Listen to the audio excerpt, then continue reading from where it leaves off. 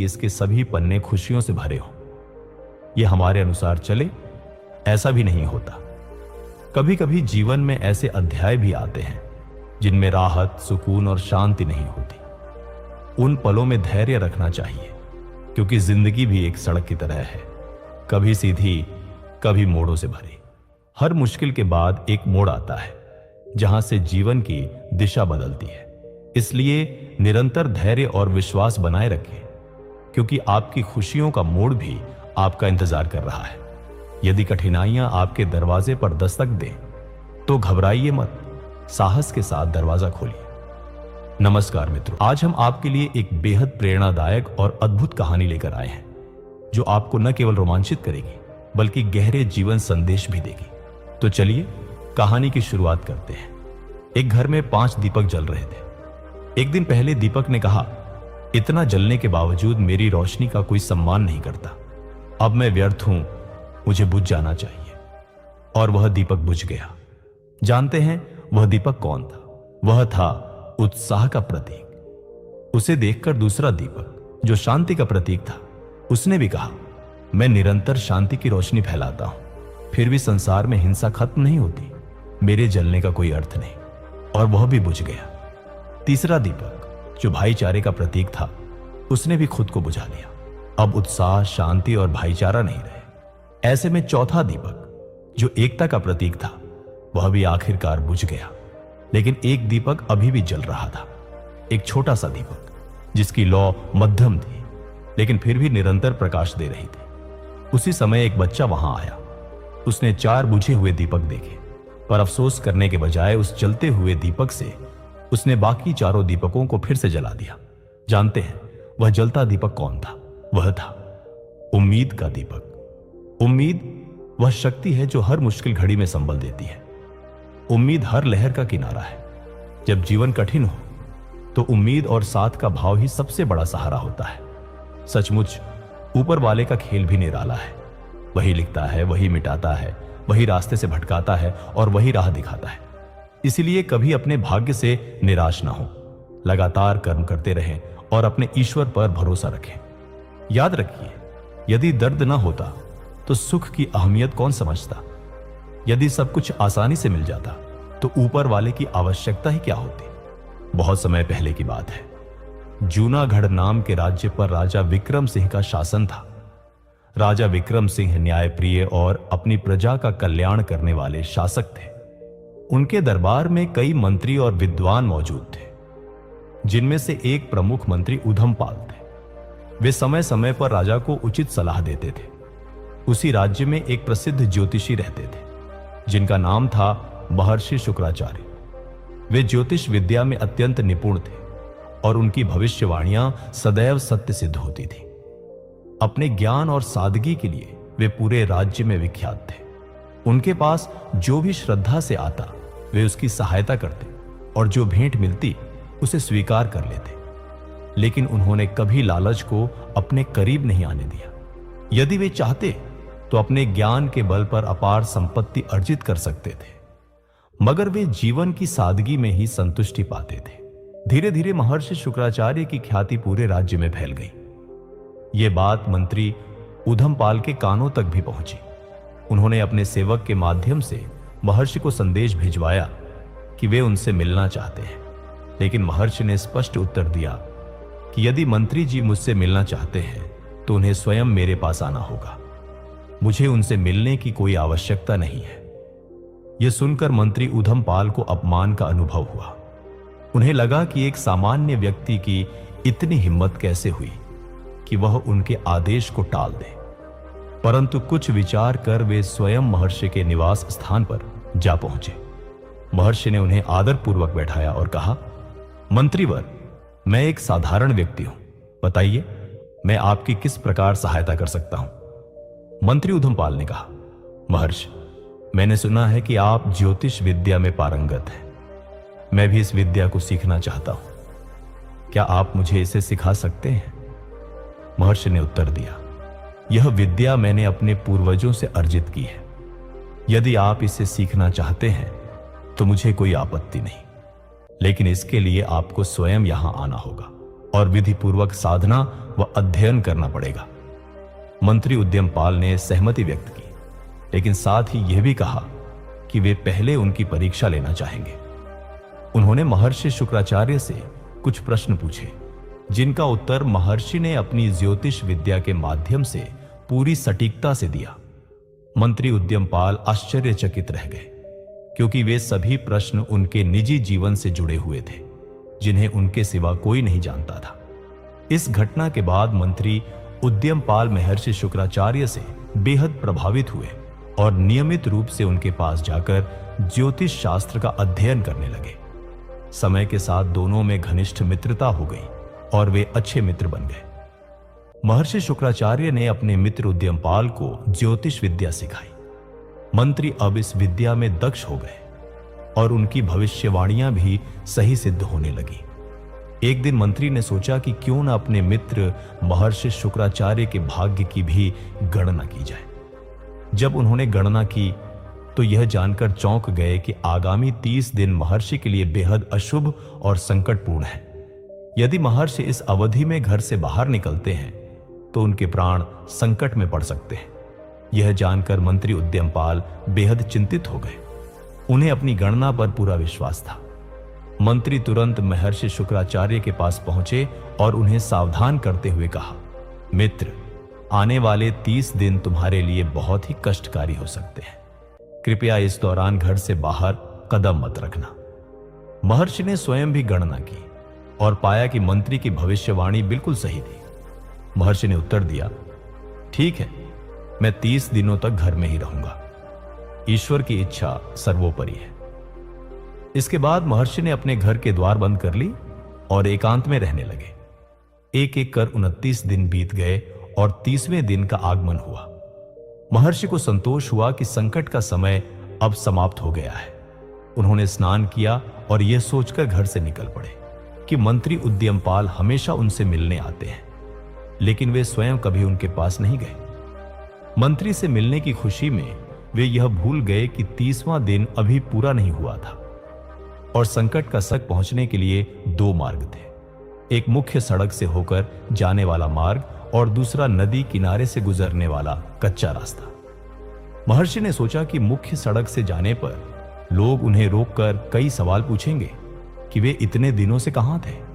अतः उन्होंने नदी किनारे वाले कच्चे रास्ते से जाने का निर्णय लिया। चलते चलते दोपहर हो गई और सूर्य सिर पर चमकने लगा। अचानक उन्हें महसूस हुआ कि वे रास्ता भटक गए हैं और एक सुनसान जंगल में पहुंच गए हैं।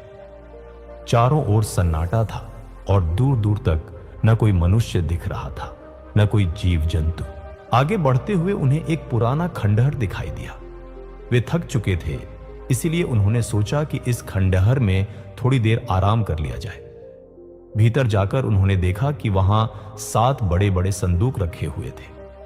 उनकी जिज्ञासा जागी कि इन संदूकों में क्या हो सकता है। उन्होंने एक पत्थर उठाकर ताले तोड़ दिए। संदूकों के अंदर उन्होंने बेशुमार खजाना देखा। हीरे, मोती, सोना, चांदी और बहुमूल्य रत्न। ये देखकर वे दंग रह गए। इतना सब कुछ देखने के बावजूद वे अपनी विद्या से यह जानने में असमर्थ रहे कि यह खजाना कहां से आया। आखिरकार उन्होंने निर्णय लिया कि इस बारे में अपने मित्र मंत्री उद्यमपाल को बताना ही उचित होगा। वे दौड़ते हुए नगर की ओर लौटे और सीधा मंत्री के महल पहुंच गए। मंत्री ने जब सुना कि महर्षि स्वयं मिलने आए हैं तो वे चकित रह गए। मंत्री के अनुसार 30वां दिन अभी पूरा नहीं हुआ था और महर्षि के प्राण डूबते सूरज तक संकट में थे। उन्होंने तुरंत महर्षि को महल के भीतर बुलाया और पूछा, आपने तकलीफ क्यों की? अभी 30वां दिन पूर्ण नहीं हुआ है। महर्षि ने मुस्कुराते हुए उत्तर दिया, भाई, मुझे पता है कि आज 30वां दिन है। अब तक के 29 दिन खुशी खुशी कट गए तो यह भी अच्छा ही बीतेगा, परंतु हैरानी की बात यह है कि आज का दिन मेरे लिए बेहद सौभाग्यशाली रहा। फिर उन्होंने मंत्री को खजाना मिलने की पूरी बात बताई और कहा, इतनी दौलत मेरे किसी काम की नहीं है, यह खजाना आप रख लीजिए। यदि आपका मन चाहे तो इसमें से थोड़ा मुझे भी दे दीजिए। यह सुनकर मंत्री अत्यंत आश्चर्यचकित रह गए। उसने जल्दी से 2 घोड़े मंगवाए और उन पर सवार होकर दोनों उस स्थान पर पहुंचे जहां खजाना छिपा था। जैसे ही मंत्री की नजर उस विशाल खजाने पर पड़ी, उसकी आंखें आश्चर्य से फैल गई और उसके भीतर लालच घर कर गया। उसके मन में यह भय उत्पन्न हुआ कि कहीं महर्षि शुक्राचार्य इस रहस्य को किसी और को न बता दे। अगर यह खबर राजा तक पहुंच गई तो वह इस खजाने पर कब्जा कर लेगा और मंत्री के हाथ कुछ भी नहीं आएगा। इसलिए उसने ठान लिया कि महर्षि शुक्राचार्य को रास्ते से हटा देना ही उचित होगा। यह सोचकर उसने महर्षि को जोर से धक्का देकर जमीन पर गिरा दिया और अपनी तलवार निकाल ली। यह देखकर महर्षि शुक्राचार्य स्तब्ध रह गए और बोले, ऊधमपाल, यह तुम क्या कर रहे हो? क्या मुझसे कोई अपराध हो गया है? ऊधमपाल ने क्रूरता से उत्तर दिया, हां, गलती तुमसे यही हुई कि तुमने मुझे इतने बड़े खजाने का रहस्य बता दिया। अब मुझे डर है कि अगर तुमने यह बात किसी और से कह दी तो मैं इस खजाने से वंचित हो जाऊंगा। इसलिए तुम्हारा अंत करना ही उचित है। महर्षि शुक्राचार्य ने अपने जीवन की भीख मांगी और वचन दिया कि वह यह रहस्य कभी किसी से साझा नहीं करेंगे। लेकिन मंत्री के दिल पर लालच का ऐसा असर था कि दया का कोई स्थान नहीं था। जब महर्षि ने देखा कि उनकी प्रार्थना व्यर्थ जा रही है तो उन्होंने अपनी अंतिम इच्छा प्रकट की, ऊधमपाल, यदि तुम मुझे मारने का निश्चय कर चुके हो तो मेरी एक अंतिम इच्छा पूरी कर दो। मेरी पत्नी गर्भवती है, कृपया उसे मेरी मृत्यु का समाचार कभी मत देना। ऊधमपाल ने स्वीकृति में सिर हिलाया और कहा, मैं तुम्हारी यह अंतिम इच्छा अवश्य पूरी करूंगा। इतना कहकर उसने महर्षि शुक्राचार्य की हत्या कर दी और उनके घोड़े को भी मार डाला। दोनों के शवों को खंडहर में गाड़ दिया और नदी में हाथ मुंह धोकर अपने महल लौट आया। मंत्री पूरी तरह आश्वस्त हो गया कि अब वह इस खजाने का अकेला स्वामी है। उसने अपने विश्वास पात्र सेवकों को बुलाया और रात्रि के अंधकार में खजाना अपने महल में भिजवा लिया। उसने कुशल शिल्पकारों को बुलाकर खंडहर को तोड़वाया और वहां एक भव्य महल बनाने का आदेश दे दिया। कुछ महीनों में नदी के किनारे एक भव्य और आलीशान महल खड़ा हो गया। इसी बीच उसने महर्षि शुक्राचार्य की पत्नी को बुलवाया और कहा कि महर्षि को विशेष कार्य हेतु दूसरे देश भेज दिया गया है। कुछ समय बाद उसके घर पुत्र का जन्म हुआ जिसका नाम धीरज रखा गया। पुत्र के जन्म पर उसकी मां ने अपने पति को याद करके आंसू बहाए, क्योंकि उन्हें लंबे समय से उनके कोई समाचार नहीं मिले थे। धीरज की मां कई बार मंत्री के महल में अपने पति का हाल जानने गई, लेकिन हर बार उसे दरबान द्वारा धक्के देकर बाहर निकाल दिया गया। अंततः उसने इसे अपना दुर्भाग्य मानकर स्वीकार कर लिया और अपने बेटे की परवरिश स्वयं मेहनत मजदूरी करके करने लगी। धीरज बेहद प्रतिभाशाली निकला। उसकी शिक्षा के लिए उसकी मां ने उसे पास के ही एक विद्वान पंडित के पास भेजा। समय बीतता गया और धीरज बड़ा हो गया। उसकी बुद्धिमत्ता पूरे नगर में चर्चा का विषय बन गई थी। सभी कहते कि वह अपने पिता से भी अधिक ज्ञानी है। एक दिन उसे अपने घर में एक पुरानी पुस्तक मिली। उसने उत्सुकता से अपनी मां से उसके बारे में पूछा। मां ने बताया, बेटा, यह तुम्हारे नाना की लिखी पुस्तक है। वे भी बड़े ज्योतिषी और भविष्य वक्ता थे। धीरज को पुस्तक बेहद दिलचस्प लगी। पहले पृष्ठ पर लिखा था कि जो इस पुस्तक को संपूर्णता से पढ़ लेगा वह भूत और भविष्य की घटनाओं को जानने की क्षमता प्राप्त कर लेगा और दूसरों के मन की बात भी समझ सकेगा। धीरज ने पूरे मन से उस पुस्तक का अध्ययन शुरू किया। पढ़ते पढ़ते अचानक उसकी आंखों से आंसू बहने लगे और कुछ देर बाद वह हंसने लगा। उसकी मां यह देखकर हैरान हो गई और पूछने लगी, बेटा, तुम कभी रोते हो और कभी हंसते हो, ऐसा क्यों? धीरज ने उत्तर दिया, मां, इस पुस्तक के माध्यम से मुझे यह पता चला है कि मेरे पिता की हत्या एक दुष्ट व्यक्ति ने कर दी थी। यह जानकर मैं रो पड़ा, लेकिन साथ ही यह भी समझ गया कि मैं एक दिन अपने पिता की मौत का बदला अवश्य लूंगा। सच जानकर धीरज की मां का हृदय भर आया और वह रो पड़ी। लेकिन धीरज ने उन्हें ढांढस बंधाते हुए कहा, मां, इस किताब ने मुझे बताया है कि एक दिन राजा विक्रम सिंह मुझे अपना मंत्री नियुक्त करेंगे। मेरे पिता के अवशेष आज भी उसी स्थान पर दबे हैं जहां मंत्री ऊधमपाल ने अपना नया महल बनवाया है। उसने वहीं मेरे पिता की हत्या की थी। खैर, अब मैं बाजार जाता हूं और कुछ राशन लेकर आता हूं। यह सुनकर उसकी मां ने चिंतित स्वर में कहा, बेटा, हमारे पास राशन के लिए पैसे कहां हैं? धीरज ने मुस्कुराते हुए जवाब दिया, मां, चिंता मत, इससे बिना पैसों के भी हमारे घर राशन आएगा। यह कहकर वह गांव के बनिए के पास गया और उसे बोला, क्या तुम मुझे पहचानते हो? बनिए ने उत्तर दिया, हां, तुम महर्षि शुक्राचार्य के पुत्र हो। धीरज ने दृढ़ स्वर में कहा, सही पहचाना। कल से तुम हमारे घर रोजाना 2 बोरी आटा, 3 बोरी चावल, 1 बोरी दाल और घी पहुंचाना शुरू कर दो। बनिए ने घबराते हुए पूछा, पर इसके पैसे कौन देगा? धीरज ने तीखी नजर से उसे देखा और कहा, क्या तुम भूल गए कि कुछ समय पहले ही मैंने एक किसान को 50 बोरी अनाज लेकर तुम्हारे पास भेजा था और तुमने उसे धोखे से हड़प लिया। यदि मैंने यह बात हमारे न्यायप्रिय राजा को बता दी तो तुम्हें काल कोठरी में डाला जाएगा। यह सुनकर बनिया कांप उठा। धीरज को उसके गुप्त कृत्य का कैसे पता चला, यह सोचकर वह हैरान था। उसने हाथ जोड़कर कहा, ठीक है, जैसा आप कहेंगे वैसा ही होगा, बस मेरी शिकायत राजा से मत कीजिए। धीरज वहां से लौट आया और फिर आराम से अपने नाना की लिखी हुई पुस्तक पढ़ने में लग गया। जैसे जैसे वह पढ़ता गया उसे सैकड़ों हजारों रहस्यों का ज्ञान होता गया। वह इतना निपुण हो गया कि चलते फिरते लोगों के मन की बात भी जान लेता था। उसकी कही हुई कोई भी बात झूठी साबित नहीं होती थी। लोग कहने लगे कि वह अपने पिता महर्षि शुक्राचार्य से भी अधिक ज्ञानी और समझदार है। एक दिन उसकी मां ने कहा, बेटा, मेरा मन ताजे कमल, ककड़ी और जंगली शहद खाने का हो रहा है, लेकिन शहर में ये चीजें कहीं नहीं मिलती। मैंने सुना है कि मंत्री उधमपाल के बाग में दुर्लभ फल और मधुमक्खियों का छत्ता है, किसी को भेजकर मंगवा दो। मंत्री उधमपाल का नाम सुनते ही धीरज का खून खौल उठा। उसने कहा, ठीक है मां, मैं स्वयं जाकर वह सब ले आता हूं।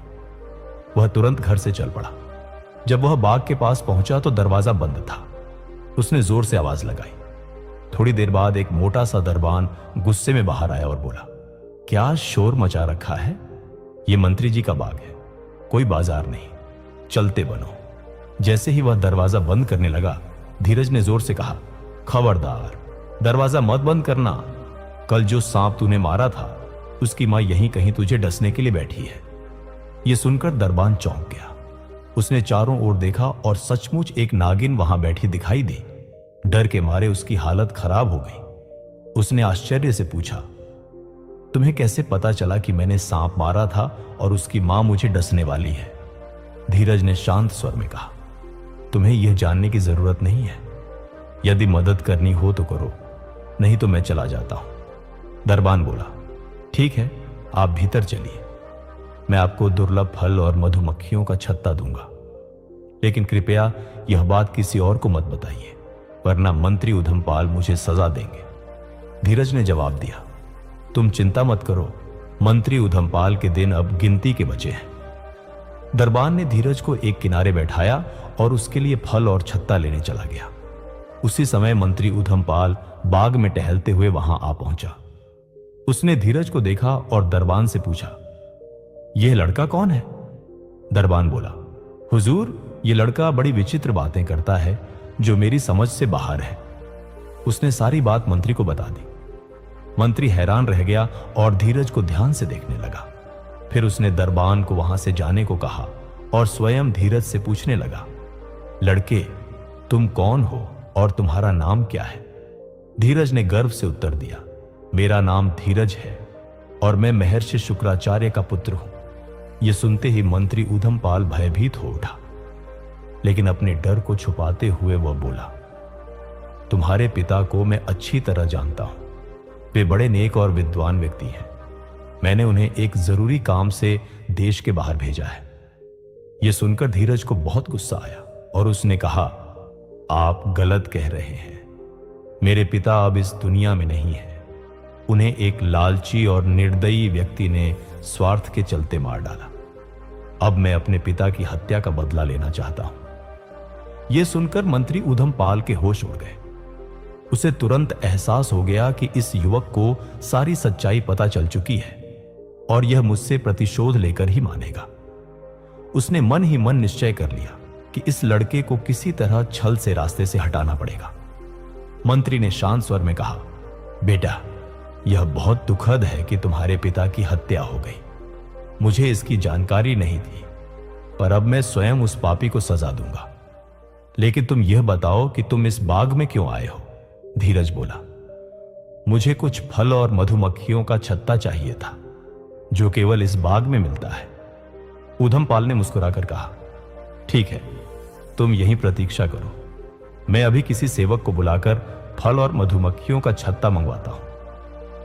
यह कहकर मंत्री वहां से चला गया और अपने एक विश्वस्त सेवक को बुलाकर बोला, बगीचे में एक लड़का बैठा है, उसे किसी भी तरह से बहलाकर तहखाने में ले जाओ और उसे वहां बंद कर दो, ताकि वह भूखा प्यासा तड़प कर वहीं मर जाए। अगर तुम यह काम करोगे तो मैं तुम्हारी मनोकामना भी पूरी करूंगा और ढेर सारा धन दूंगा। सेवक तुरंत बाग की ओर गया और उसने पीछे से धीरज को पकड़ लिया और उठाकर तहखाने की ओर बढ़ने लगा। धीरज ने चिल्लाकर कहा, अरे सेवक, ये तुम क्या कर रहे हो? मंत्री ऊधमपाल तुम्हारे साथ भी धोखा करेगा। अगर तुमने मुझे मारा तो वह तुम्हें भी समाप्त कर देगा। सेवक थोड़ा ठिठका और धीरे से बोला, तुम्हें कैसे पता कि मेरे मन में क्या इच्छा है? धीरज ने शांत स्वर में कहा, मैं सब जानता हूं। तुम मंत्री की बेटी से विवाह करना चाहते हो और मंत्री की बेटी भी तुम्हें मन ही मन पसंद करती है। यह सुनते ही सेवक धीरज के चरणों में गिर पड़ा और बोला, हां, यही मेरी सबसे बड़ी इच्छा है। धीरज ने उसे समझाया, मैं तुम्हारी यह इच्छा पूरी करवा सकता हूं। वह समय जल्द ही आने वाला है जब मंत्री को मेरी जरूरत पड़ेगी, लेकिन ध्यान रखना, जब तक मंत्री तुम्हें 3 तमाचे न मारे तब तक उसे मेरे बारे में कुछ मत बताना। सेवक ने सहमति में सिर हिला दिया। धीरज ने कहा, मंत्री ने तुम्हें मुझे तहखाने में बंद करने का आदेश दिया है, तुम जाकर उसे कह देना कि तुमने ऐसा कर दिया है। सेवक ने धीरज को छोड़ दिया और वापस जाकर मंत्री से बोला, मालिक, मैंने उस लड़के को तहखाने में बंद कर दिया है। मंत्री ने राहत की सांस ली और सोचा कि अब उसके मार्ग की सबसे बड़ी बाधा हट गई है। लेकिन उसी रात महाराज विक्रम सिंह को एक रहस्यमय सपना आया। जब उनकी आंख खुली तो वह सपना उन्हें याद नहीं रहा। पूरा दिन वह इसी उलझन में डूबे रहे कि उन्होंने क्या सपना देखा था और उसका क्या अर्थ था। सुबह होते ही वे दरबार पहुंचे और अपने सभी मंत्रियों के सामने यह प्रश्न रखा